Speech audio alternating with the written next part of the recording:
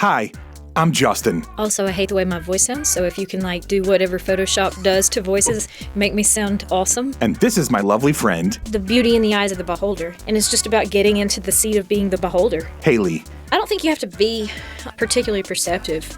I just think you have to look up. This podcast is mostly just her telling me stories. If you expose yourself to the possibility that this might be really awkward, there can be something just really cool on the other side of it. She thinks that her life and way of looking at things are Oh, I was kind of waiting on you. I thought you were getting your stuff ready. You're waiting on me? pretty normal. You got to edit out all the misinformation about the Amish. Maybe you can relate. I would like a chance to re-sing the Amish Paradise. If you want lighthearted stories All right, you want to talk about goats? and stream of consciousness, I just woke up and needed some friends, and so I bought them. then you're gonna like the Sunny Side Up podcast. Sunny side up, sunny side up, sunny side up, sunny side up. So, if you're at all like me, you may feel that you're living in a world that can be a bit overwhelming and confusing at times. I'm also a huge fan of podcasts, documentaries, docudramas, stories, and of just information in general. Between all of that and the social media and news, sometimes our brains can feel like they're on overload. Hayley and I hope that this podcast can be something of an antidote to all of that. Like little jello shots of joy and distraction. None of it is too serious or really too informative. Mostly it's just two friends who have conversational chemistry talking about whatever enters the minds of relatively ADHD people. We hope you enjoy. I would love to know what intellectual property rights will look like moving forward on kind of cornering the market of a likeness or anything that you might produce that resembles what I currently do. Like, ooh, that is way too indefinite. Right. Well, so obviously the Hollywood strike last year was partly, if I caught it, was partly around the use of their writing, voice, whatever, because so like ChatGPT, all the LLMs, large language model, like ChatGPT and Bard and all of these basically went into everything that's ever been written, everything that's ever been said and put on the internet and absorbed it, right? And so what the entertainment industry was saying, especially the minions, they were like, hey, listen, this is all of our work that you just absorbed. And you're not just going to come in here and take it, synthesize it, and now just push a button on, whatever the future of ChatGPT is or whatever, and have it just write scripts and then, actors take over their face and their voice and blah, blah, blah. So what's fascinating is I think a whole bunch of companies are suing those LLM companies like the ChatGPTs of the world for all the intellectual property of because the LLM literally has to source all of its information from the available body of work that's out there, much of which is still probably copyrighted. Right. And they did it without really telling anybody or paying anybody. I've seen some of those lawsuits. So it's going to be, obviously this is going to be such an interesting thing to look back on in 20 or 30 years. Yeah, it's a new frontier. We're literally breaking into a whole new world. But China has never been a respecter of American copyrights. No. Or intellectual property rights at all. So it's kind of we can battle it out in the United States, but that's not even where, why waste your money? Just go ahead and, I have a friend and he's extremely brilliant and he designs things and he's looked into getting copyrights for some of his many, many really brilliant inventions, like a wheelchair that he can remotely operate through GPS and it's strong enough to bush hog his front yard. I may have told you about him before. He just comes up. He can solve any problem. There's a mower out there right now, by the way. It's not, there's probably a bush hog version of this because a lot of the tractors are all remote control. Yeah. But there's a yard one that's complete. It's like a Zumba for your yard. Yeah. Roomba. And this was a thing that he was coming up with 10 years ago, so it would have been at the forefront of technology. And I'm like, did you copyright this? He's like, there's no point because China's not going to respect it anyway. So Smart. I just put my plans on the internet where anybody could access it and build it if they wanted to. Oh my gosh. You just had a good idea. I can see it in your face. You keep talking, but do not let me forget about the my documentary I watched with David. I think it was something Greer. The next 100 years, but it's about putting things in the internet. Okay. I'm going to pinpoint it. Keep going. Well, when you said pin, it just reminded me of my final thing in my list about Taylor Swift Symposium. A pen and an old napkin, the literary tools of Taylor Swift, or literary tools through the eras. And we could let the English instructor speak to that. But those are good topics, those right? Those are great topics. And let's for the uninitiated, each of those was a Taylor Swift song and with a little subtitle there. So it's catchy, it's relevant. But I think it would work because even this year, she's like Times Person of the Year. So now everybody is like, oh, she's a big deal. But right before that, one of the big newspaper publishing houses, is it Gannett? I forget which one. But they hired a reporter specifically designated to Taylor Swift. Like, she is their entire beat. I could see that. Like, other reporters get the Middle East or American politics in general.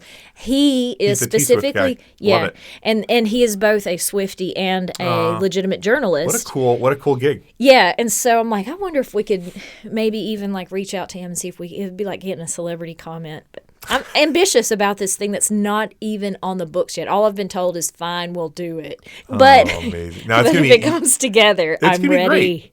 Don't you think? Well, of course, because you're tapping into the zeitgeist. And like we were talking earlier off mic around the table, but you were like, when you're trying to convert me to be a Swiftie, essentially, however big she was, filling stadiums and all that, until 2023, she was definitely top of their game and all stuff, but like something magical happened in 23 that I don't understand. That's it. And I think that's where we're all at. Like, she was, sure, she was good. She was a pop star. She was one of many pop stars. She was one of many pop stars, All of a sudden, there was an emergence. Something's different. Yeah. And I think it would be fun to take this generation of kids and say, hey, instead of having a symposium about some topic that has plagued us or some other unprecedented event that y'all have lived through, that we've discussed on the news or whatever, let's celebrate something. And this do for me real quick, let's go through, because the way it's going to be broken up in the podcast, this conversation will be, well, it'll be multiple podcasts. Run through that list. We won't make too many comments. Run through the list, each one, and the brief little and this will be about this. My titles? Yeah, your titles. And none of it has been approved. So disclaimer there, this may not even happen. This is the back of the napkin stuff right now. Yeah, but if it comes together, some of our featured discussions of the symposium would be the old Taylor can't come to the phone right now, the reinventions of Taylor Swift. Okay. Long live, a predictive analysis of Taylor Swift's historical legacy. Okay, wait. That's a pop culture, like a... Go back to the first one. That would be headed by someone. What's like the point of the Taylor can't come to the phone right now? What is who would head it up? What's sort of the reinvention of Taylor Swift would be well addressed by somebody from the music department, because they already have a class on like pop music or the history of music or whatever. Yep. And what she's doing is reinventing herself in new genres. And why? Because she's got interviews out there discussing why she felt like she had to stay a step ahead of the curve before they cancel her, because women will age out of an industry faster. Fair. So that one probably a music department. Okay, so second one. The predictive analysis of Taylor Swift's historical legacy.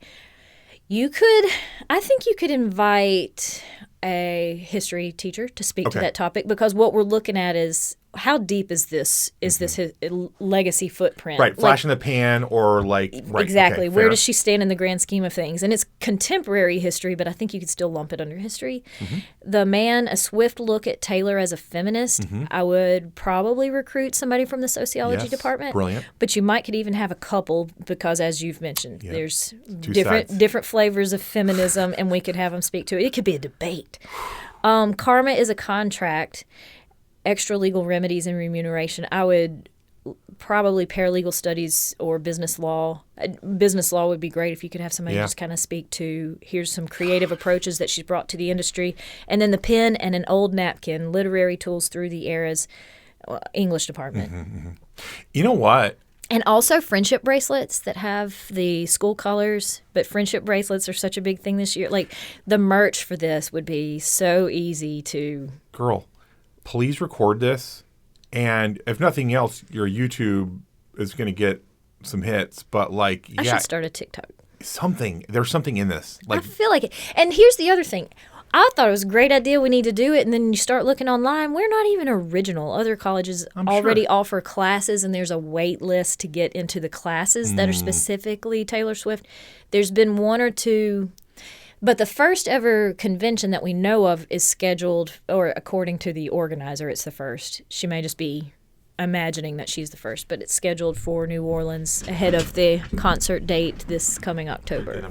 Did not intend to go on a Taylor Swift deep dive, but that's almost an entire season of podcast episodes just talking about the topic that neither of us were that interested in to begin with. Don't underplay your interest in T Swift. Own it. If they do let us do the symposium, it would happen this spring possibly, and therefore it would actually probably be out before this airs, and I'd be like, oh, that's old news. Yeah, I know. That's always the tricky part when you're recording and then releasing months later. You're like, everything is old news. But hey. When we listen back to it, I always hear things that I'm like, ooh, I need to address this because I was wrong, or I need to address this because it was incomplete. And it's funny how often I'll hear myself talking about something, and I'll think, because I've forgotten the conversations by the time I listen to it. Yeah. And I think, oh, I bet this is what I say next. And then I do not even go that way. And I was like, logically, why is that not what I spoke about next? I can't believe I missed a chance to discuss this. Why did this not come up? Amazing. Like, I have a note in my phone that says, make sure you correct something that we said in the past about,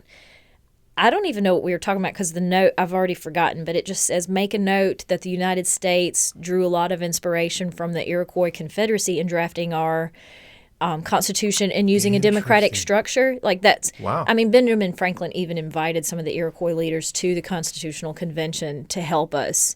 Wow, I didn't know that. To draft, they have the longest standing, like, democratically shaped constitutional structure in the world, I think. Really? The Iroquois? Really? Yeah. Wow. See, thank you. And I didn't know about this until I was getting my notes together for this government class, and then I see it, I'm like, how was I a history major and a political science master's student and a law student, and I've never even come across this information?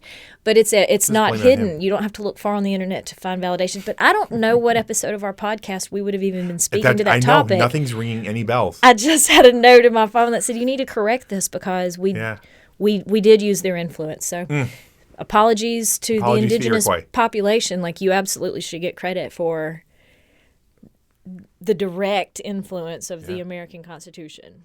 That's wild. The good parts. Hello, lovely friends. Thank you so much for hanging out with us. And it would mean the world if you would tell other people about this podcast and maybe even spam your social media accounts with just how much you're enjoying it. If you are, of course. Also, commenting and rating us on whatever platform you're downloading or streaming from is incredibly helpful to a little startup podcast like this one. On the other hand, if you are dissatisfied with your listening experience, please leave all of that hate on someone else's podcast. Just maybe to confuse them a little bit, right? But most of all, we hope you keep looking up and looking for the sunny side of life.